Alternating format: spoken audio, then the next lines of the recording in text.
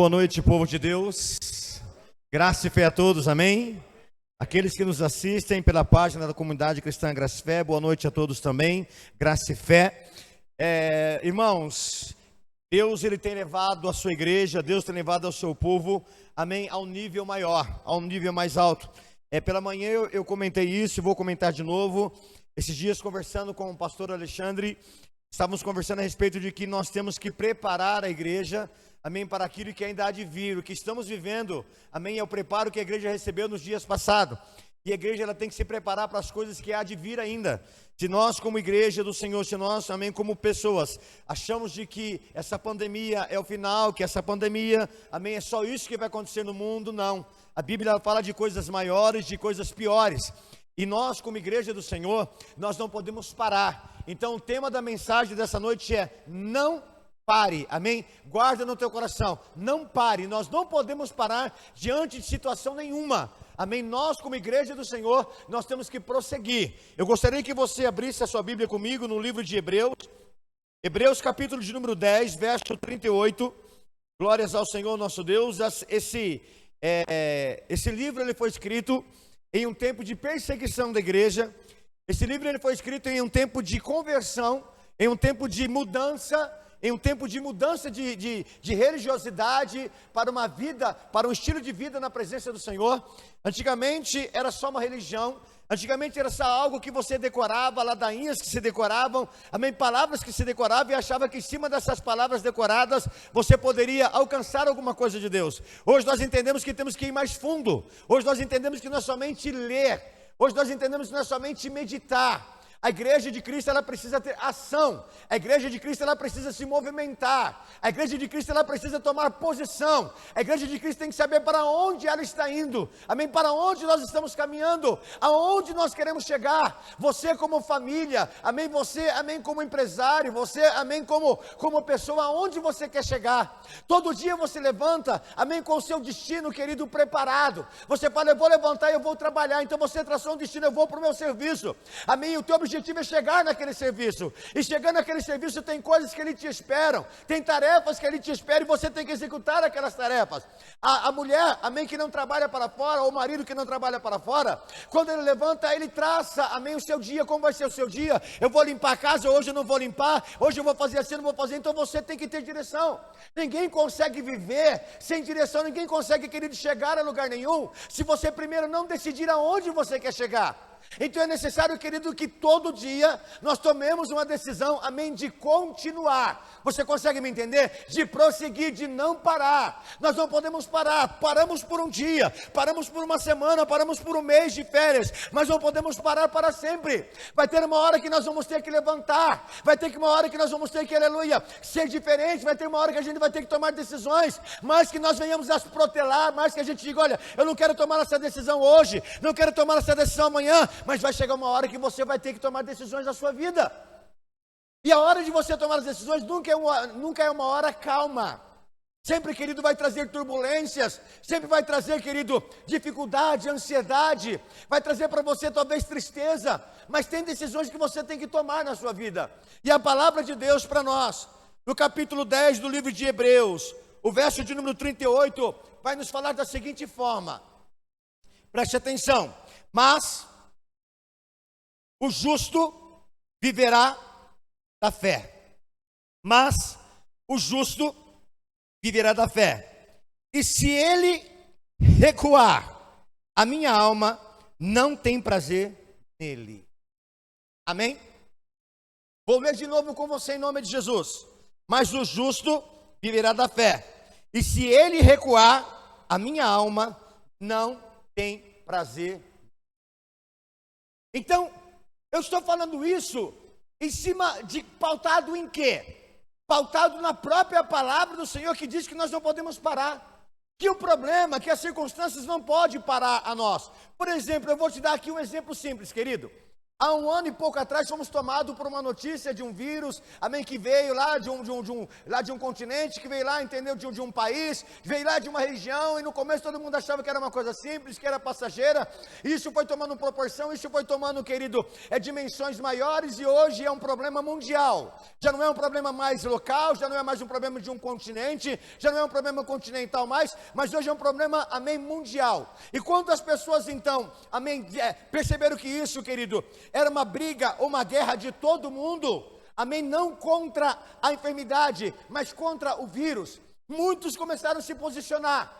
Então hoje, se você entrar, amém, em algum site de pesquisa, você vai ver que não existe somente essas vacinas, amém, que hoje estão se aplicando nas pessoas, entendeu? Essas 5, 6 ou 10 vacinas. Existem muitos laboratórios que já desenvolveram vacinas talvez mais eficazes, amém, talvez mais efetiva, porém ela precisa passar por testes, ela precisa passar, entendeu, por processos e aí por diante. Mas o que eu quero falar com isso? Que diante de um problema, a ciência não para. Você consegue me entender? Que quando surge um problema, a ciência não para. A ciência, ela vai procurar, querido, de uma forma ou outra, combater esse problema. O mundo, amém, no sentido de governança, não para. Eles lutam, trabalham, fazem reuniões, amém, para tentar chegar em um consenso, o que é melhor, amém, qual é a melhor vacina, qual é o melhor protocolo, qual é o melhor procedimento nessa situação. E a igreja de Deus? E nós como cristãos, o que temos feito diante disso? Se a ciência tem avançado, amém, se os governos têm avançado, a igreja de Deus pode recuar? Não, a igreja de Deus é o carro de frente, a igreja de Deus que tinha que puxar tudo isso, a igreja de Deus que tinha que tomar a responsabilidade, como o pastor Douglas aqui bem colocou, que alguém ligou para ele e pediu uma oração por cura, e o que ele fez? Ele dobrou o joelho, amém, foi pedir para Deus uma direção. E diante dessa situação, qual é a direção que você tem tomado? E se a direção que você tem tomado é, querido, orquestrada, é, querido, dirigida por Deus? As suas direções, ou a sua direção, os seus caminhos têm sido direcionados por Deus? Você tem feito o que o Salmo 37:4 tem dito? Entrega o teu caminho ao Senhor e confia nele. É um ato de fé. Entregar o caminho nosso, o nosso futuro, amém, a alguém, é um ato de fé. Então, quando você entrega a tua vida a Jesus, você não está entregando somente o teu presente, você está entregando o teu futuro. Você está entregando o teu todo. E o importante disso é o quê? Não é somente entregar e achar que o Senhor vai fazer tudo por você, é entregar e caminhar com o Senhor. É caminhar com o Senhor. Então, por isso que aqui, Hebreus, amém, ele vai dizer para nós, que o justo viverá da fé. Tem a ciência? Tem, é muito boa, ajuda. Tem os governos, é muito bom, ajuda, mas não é suficiente para nós. Jesus, ele revela que a nossa pátria não é essa. Então nós não trabalhamos por esta pátria, amém, querido? Ajudamos, cooperamos como cidadão, temos a nossa parte social, mas nós temos que trabalhar, amém, para o reino. Nós temos que trabalhar para o nosso futuro como igreja, nós temos que caminhar como igreja, nós temos que caminhar como cristão, nós não podemos parar, a ciência se multiplica, amém, o governo, querido, ele se mobiliza, e nós como igreja, estamos esperando do homem terreno? Estamos esperando dos homens, quando na verdade, deveríamos esperar de Deus em primeiro lugar? Porque a Bíblia diz, buscar em primeiro lugar o reino de Deus e a sua justiça, e as outras coisas vos serão acrescentadas. Qualquer coisa, meu irmão, que venha se acrescentar na nossa vida, se acrescente porque estamos na direção de Deus. Não se acrescente porque estamos na direção do homem. Porque tudo que Deus nos dá, já foi pago pelo sangue de Jesus. E tudo que os homens podem nos dar, nós temos que pagar de um jeito ou de outro.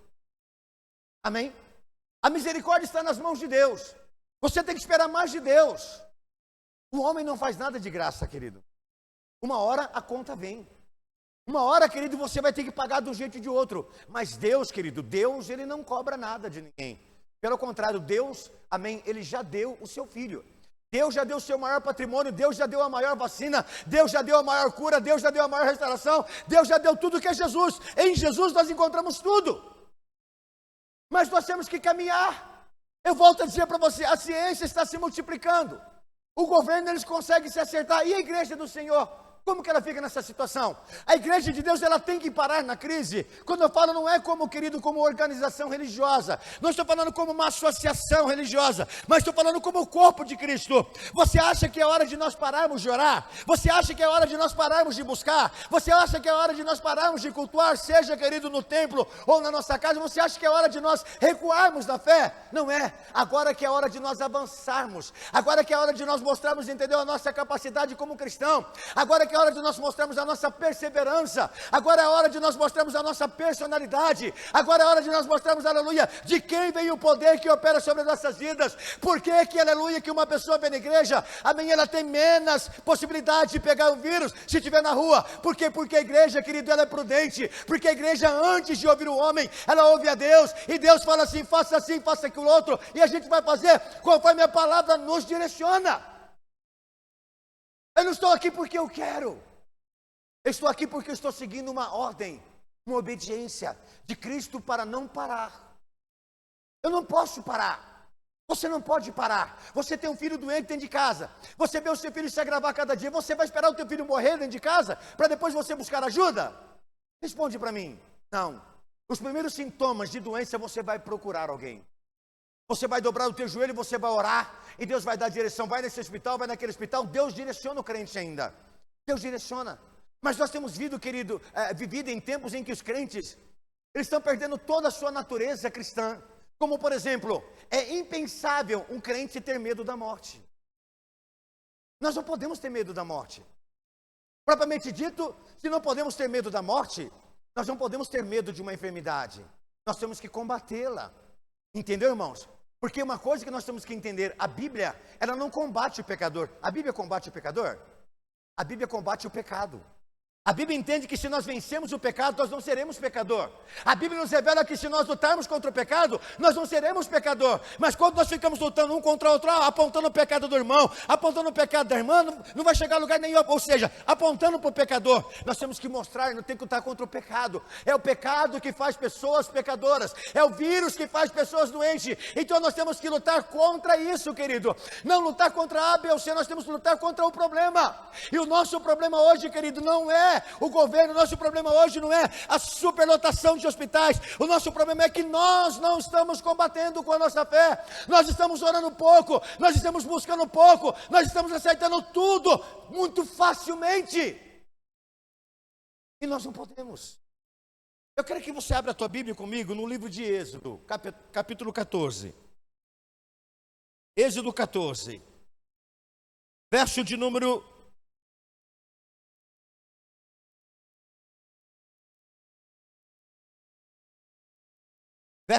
15.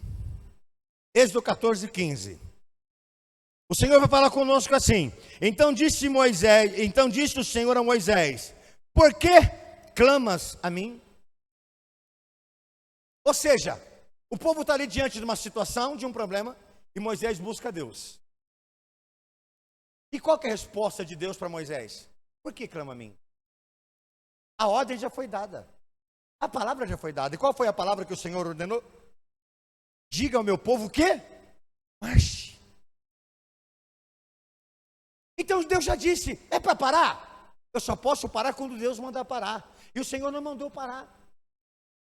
Jesus, amém, ele melhora essa colocação de Deus quando ele diz para nós que nós devemos tomar a nossa cruz, negarmos a nós mesmos e seguir. Nós temos que seguir como igreja. Nós temos que seguir como pessoa, não importa o tamanho da nossa cruz, não importa o peso da nossa cruz, nós não podemos parar. Nós temos que continuar. Aí que está o segredo do genuíno evangelho. O evangelho genuíno, querido, ele não promete nada, querido, sem que nós venhamos a buscar. O maior sacrifício, querido, é a renúncia. O maior sacrifício é não parar. O maior sacrifício não é pegar, querido, o que você tem, os teus bens materiais e jogar aos pés, amém, de uma igreja, de um altar. Não, isso não é sacrifício, querido. Isso, querido, é você querer, amém, fazer troca com Deus. O maior, querido, o maior sacrifício, a maior oferta que você pode apresentar diante de Deus é a tua própria vida. E você dizer que você não vai parar, prometer para Cristo, eu não vou parar, eu vou continuar. Agora vem a primeira luta. Você quer olhar para trás? Aí vem o problema, você quer olhar para trás? Achar que o mundo é melhor do que a igreja? Se você achar que o mundo é melhor que a igreja, porque você nunca conheceu a igreja. Você nunca conheceu a igreja. Igreja, irmãos, não é a alegria do culto. Igreja é a alegria da presença de Deus entre nós. Nós não viemos aqui se alegrar como pessoas, amém? O louvor hoje estava mais alegre, todo mundo pulou, todo mundo... Não é isso, o evangelho não é isso. Evangelho não é isso. Isso faz parte de uma liturgia, amém, de uma adoração ao Senhor. Mas nós viemos aqui, querido, para nos alegrarmos no Senhor, para nos alegrarmos no Espírito, amém. Nós temos que ter alegria como igreja, nós temos que ter alegria não como instituição, mas temos alegria como igreja. A nossa alegria está no Senhor. Neemias 8:10 vai dizer que a alegria do Senhor é a nossa força. Então, quando chegamos na igreja, nos alegramos como igreja, não como instituição. Se eu precisar, querido, de música, se eu precisar de oração, para mim ser um cristão, eu estou longe de ser um cristão. A oração ela vai confirmar o que eu sou. O louvor vai confirmar o que eu sinto. O louvor não vai trazer um sentimento para mim. O louvor ele vai confirmar o que eu já sinto. A palavra, ela vai confirmar o que eu já tenho. São coisas diferentes. A igreja, amém, ela tem que caminhar. A igreja ela não pode parar. E outra coisa não é somente caminhar, é caminhar com direção. Abre a tua Bíblia comigo no livro de Filipenses capítulo 3. Vamos andar um pouquinho aqui na palavra do Senhor. Filipenses 3, versículo 13. Filipenses 3, 13 vai falar para nós assim: irmãos, quanto a mim, não julgo que haja alcançado, mas uma coisa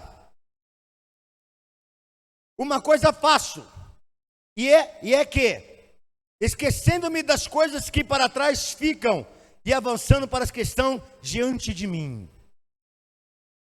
O que Paulo faz?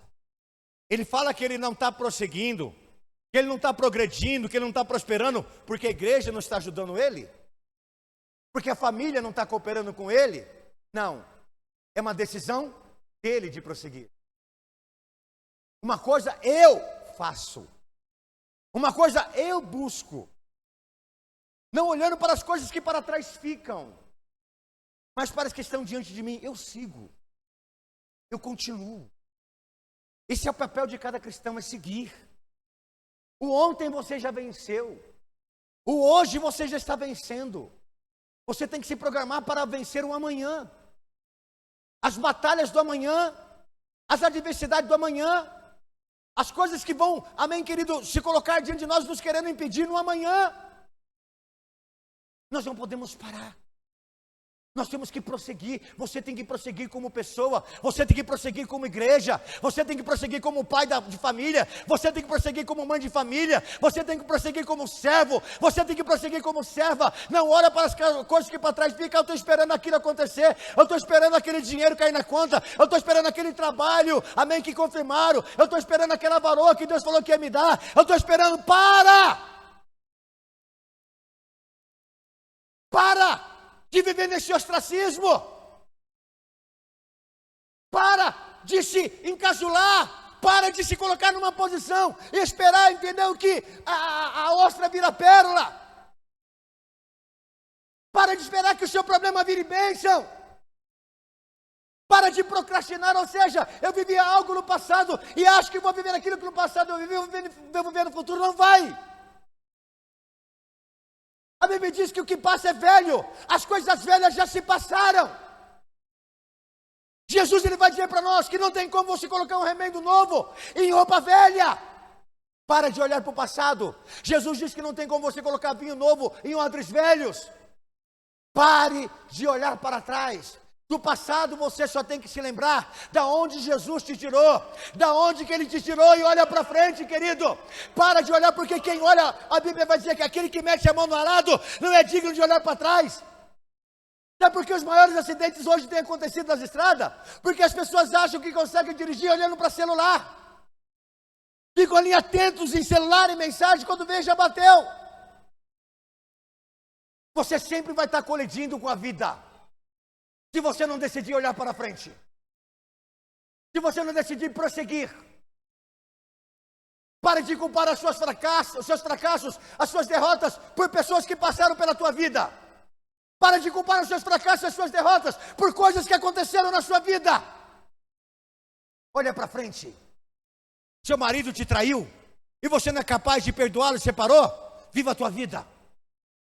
Mas não viva com ele todo dia jogando na cara dele que ele é um traidor. A sua esposa fez isso, não é capaz de perdoá-la? Então segue a tua vida. Não consegue ficar dentro de uma igreja, porque foi muito machucado lá dentro, vai para outra. Mas não largue Cristo colocando a culpa na igreja. Não consegue trabalhar num lugar, a sua força já não dá mais para trabalhar naquele lugar. Procura outro lugar para você trabalhar, mas não pare. Não pare. Não consegue mais ler a Bíblia? Baixa a Bíblia em áudio, mas vai ler a Bíblia. Se não consegue ler, vai ouvir. Mas não pare. Não consegue vir para a igreja, porque a tua imunidade é baixa? Assiste o culto online. Mas não pare. Não pare. Não consegue pagar as suas contas?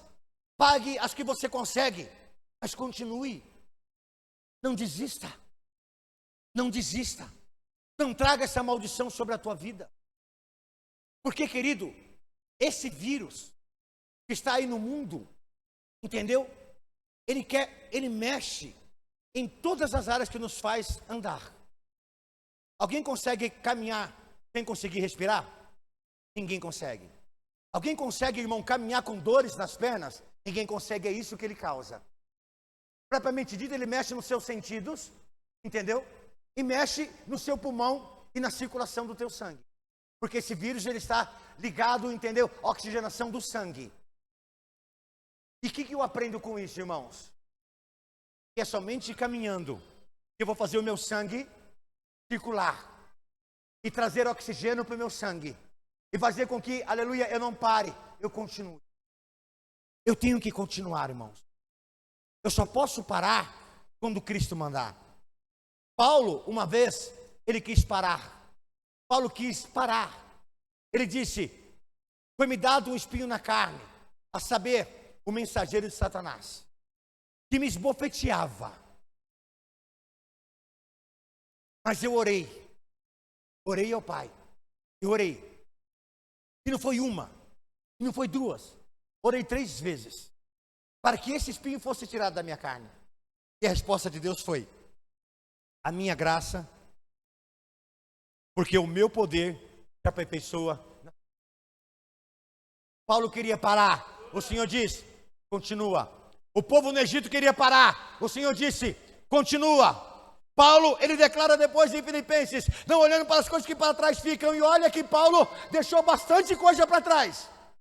Eu não sei o quanto você tem precisado deixar para seguir a Jesus. Eu não sei o quanto você tem precisado deixar para manter o seu casamento. Eu não sei o quanto você tem deixado a mim para poder manter a tua vida. Mas vai valer a pena em nome de Jesus. A cada instante, a cada passo de fé que você dá, o Senhor vai te honrar. Eu quero que você abra a tua Bíblia no livro de Oséias. Oséias. Sabe onde fica? Entre o Velho e o Novo Testamento. Oséias capítulo 6, versículo de número 3 da palavra do Senhor. Oséias vai nos falar assim. Achou aí?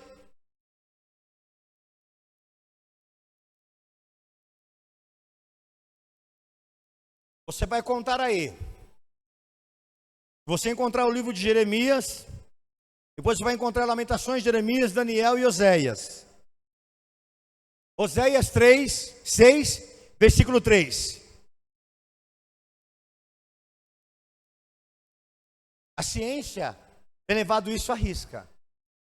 Os governantes têm levado isso à risca. Mas a igreja não tem levado. E é um problema trágico. Olha o que a Bíblia vai nos dizer. Conhecemos e prossigamos em conhecer o Senhor. O que o Senhor está dizendo? Tem que parar? Porque conhece? estudei teologia, sou formado em teologia, não preciso mais ler Bíblia?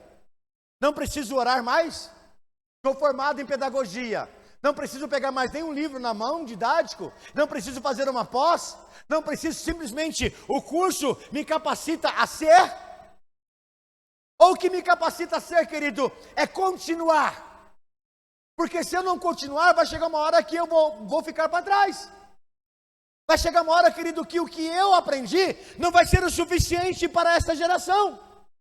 Então eu tenho que prosseguir, eu tenho que continuar, eu tenho que ler mais, eu tenho que me adaptar, entendeu? Eu tenho que, a tal da resiliência, uma palavra muito falada hoje, se adaptar à transformação do corpo, se adaptar, entendeu? Ao que o corpo se transformou, porque ele teve ali, querido, entendeu? Uma mudança drástica, então eu vou ter que me adaptar à mudança do corpo, resiliência. Se você não for resiliente, você não sobrevive neste mundo, querido.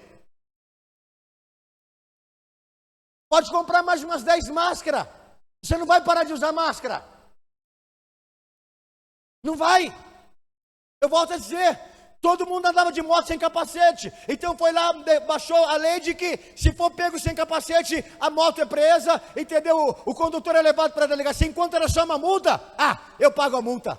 A moto não é minha.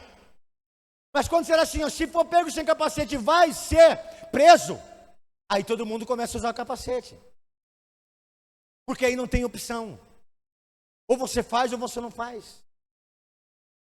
O vírus é verdadeiro. O vírus está aí. O vírus está matando pessoas. O vírus está matando criança. O vírus está matando adolescentes.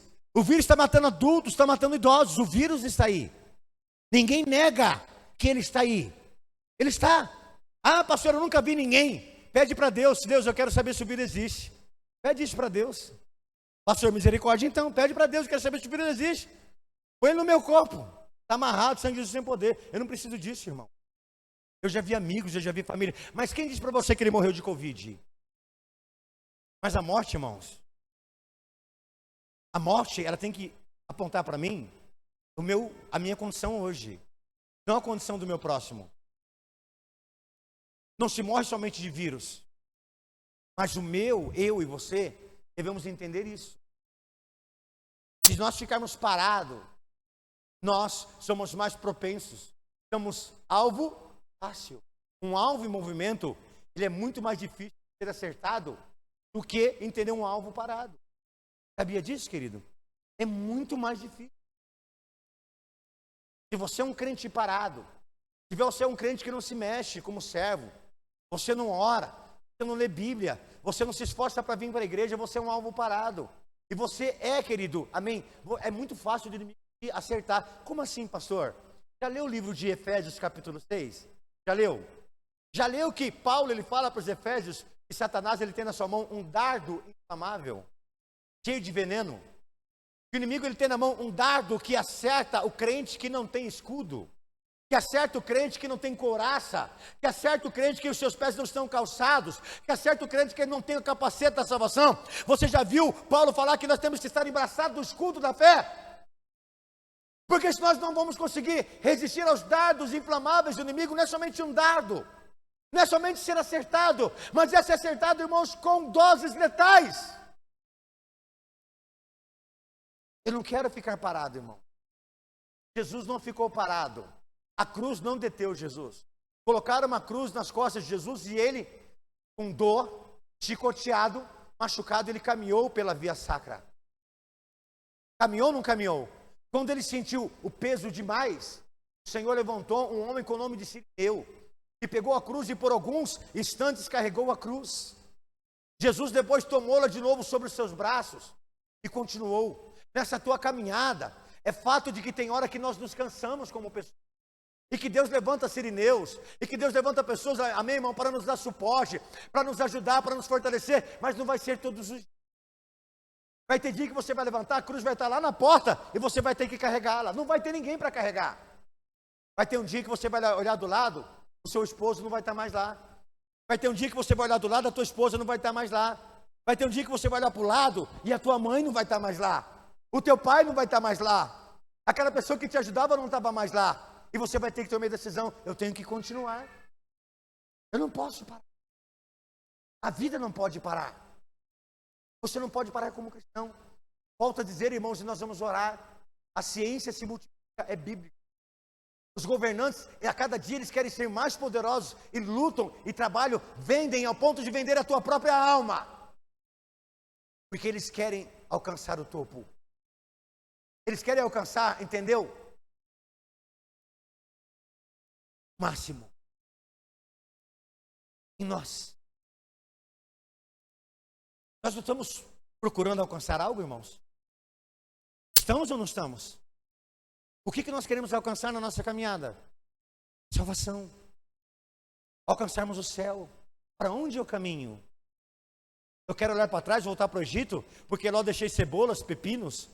Lá eu deixei comidas gostosas, saborosas? Não. Sabe por que eu não posso olhar para lá? Porque para lá tem pepinos e cebolas. Mas para frente tem leite e mel.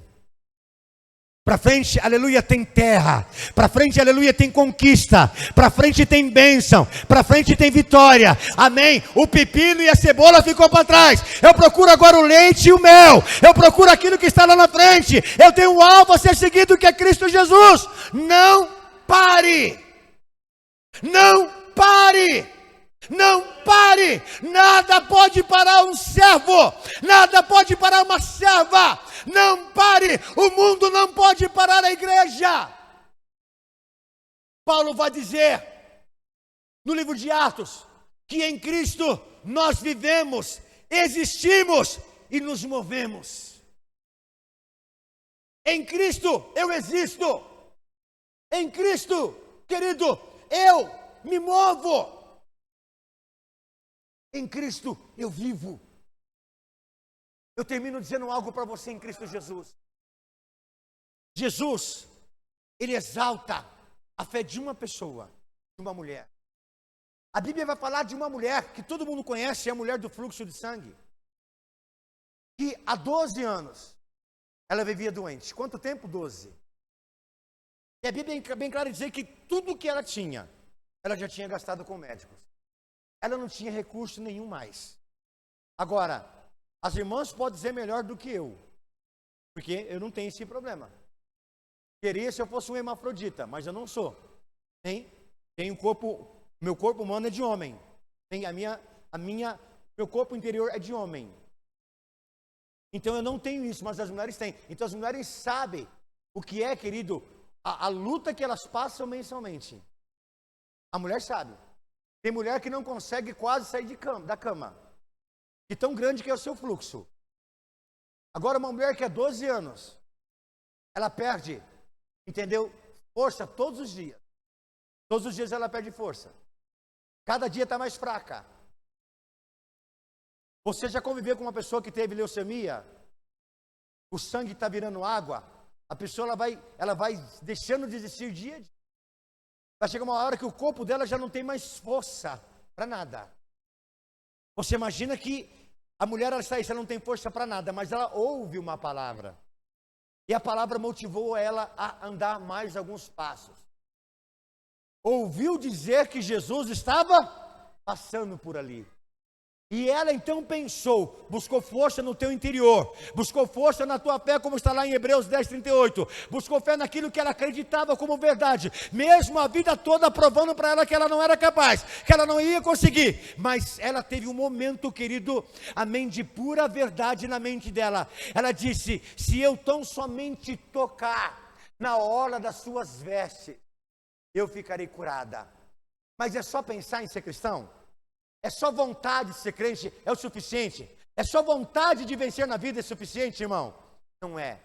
Ela pensou e fortaleceu mentalmente e fisicamente, levantou daquele estado deplorável, levantou daquele estado de morte, levantou daquele estado de derrota, levantou daquele estado, querido, amém, de inércia. Ela levantou, ela disse: se eu tocar. E o que ela fez? Ela levantou, e mesmo se arrastando, ela foi dizendo: se eu tocar, e foi se movimentando, se eu tocar, e foi se movimentando, se eu tocar, se eu tocar, se eu tocar. Então ela colocou na mente que ela tinha que tocar, que ela tinha que prosseguir, que ela tinha que ir. E quando ela viu, ela estava aos pés do Senhor, e era só tocar. E o que ela fez? Tocou. E quando ela tocou, ela sentiu a cura. E quando ela tocou, o próprio Deus sentiu a cura daquela mulher. Que ele disse, alguém tocou. Todos dizem, todos te tocam, como o Senhor disse que alguém te tocou. Ele disse, não, alguém me tocou, porque de mim saiu poder. Quando Jesus olha, ele vê uma mulher amedrontada, mas vitoriosa.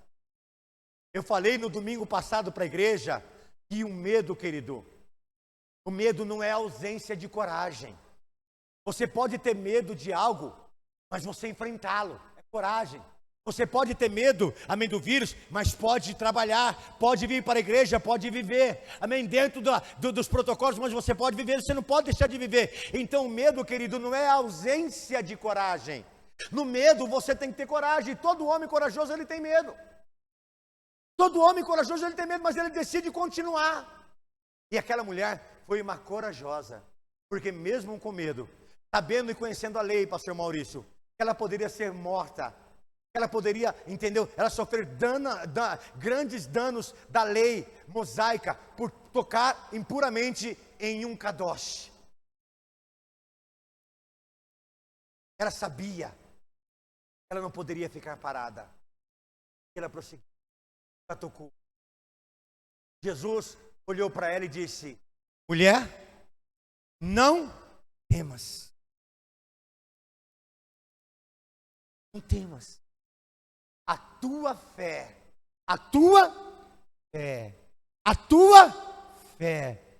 te salvou.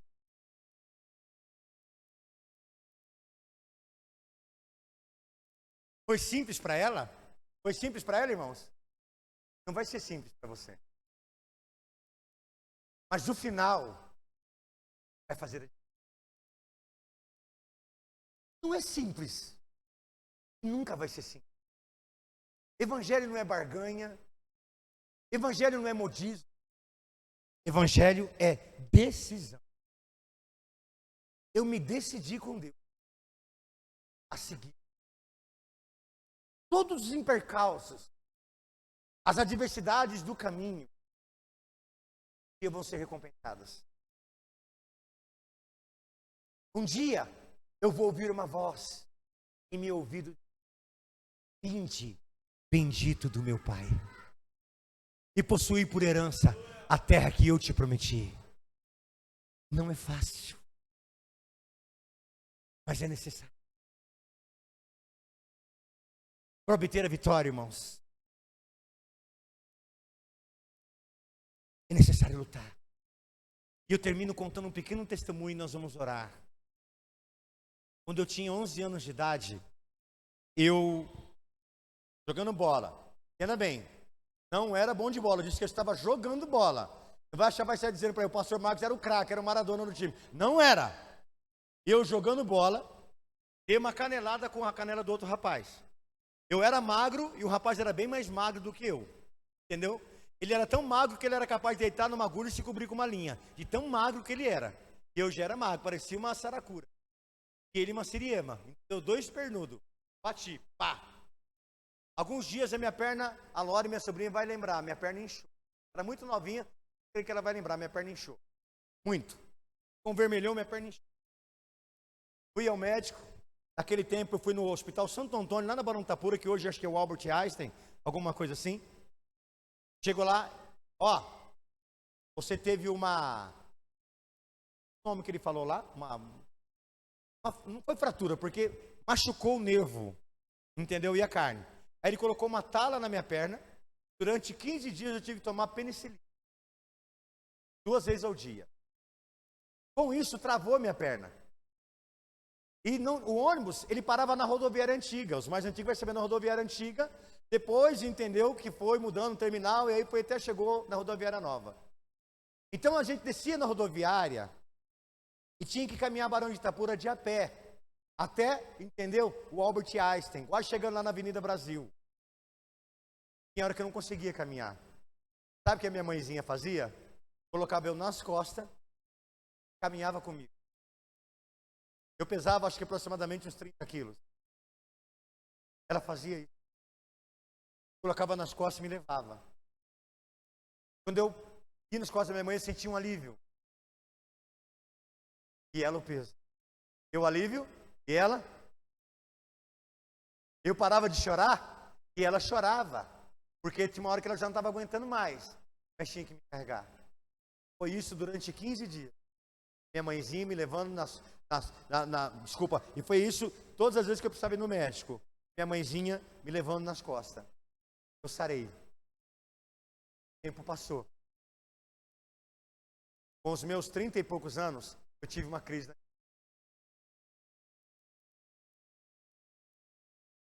Minha perna inchou.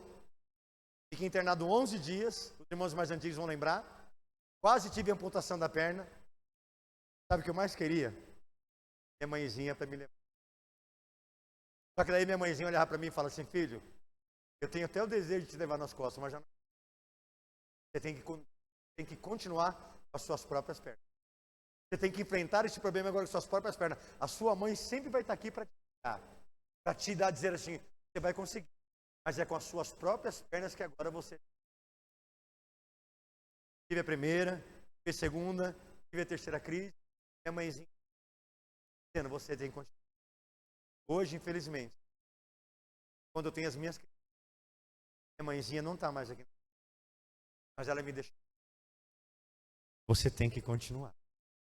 Então, toda vez que eu estou doente, toda vez que eu passo por um vale, eu lembro que a minha mãezinha falou para mim: você tem que continuar. É difícil continuar quando a gente perde alguém? É difícil continuar quando tudo está difícil? É, mas a gente tem que continuar. Nós não podemos parar. Fique em pé no seu lugar em nome de Deus.